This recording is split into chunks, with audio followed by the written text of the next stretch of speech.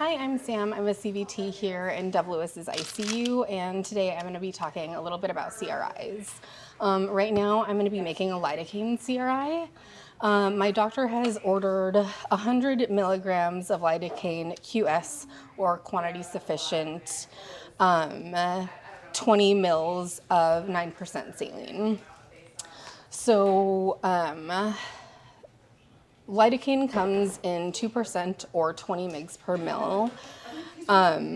So if we want 100 mg of lidocaine and it is 20 mg per mil, that would be 5 milliliters of lidocaine. So the first thing I'm gonna do is draw up 5 milliliters of lidocaine. Because it is pretty thick, I'm gonna use a larger gauge needle.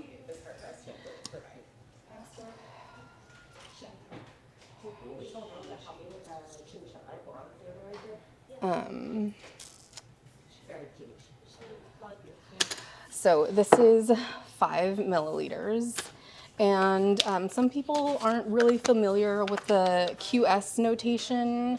Like I said, it means quantity sufficient. So when you see that, it basically means for a total of. So my doctor has ordered a total of 20 milliliters. So when I'm pulling up 5 milliliters of lidocaine,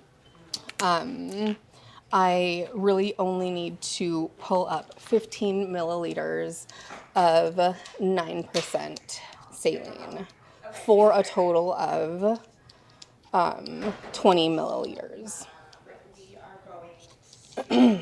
which is different from a different type of dilution, which would be like a 1-to-4 dilution. That is a dilution ratio. This is a dilution factor. And the reason why we use CRIs in the ICU could be for a number of reasons. This is for visceral pain, as lidocaine often is, or for VPCs. But we use it a lot for pain control, like ketamine, fentanyl. We will use it for blood transfusions, pressors for patients that are hypotensive.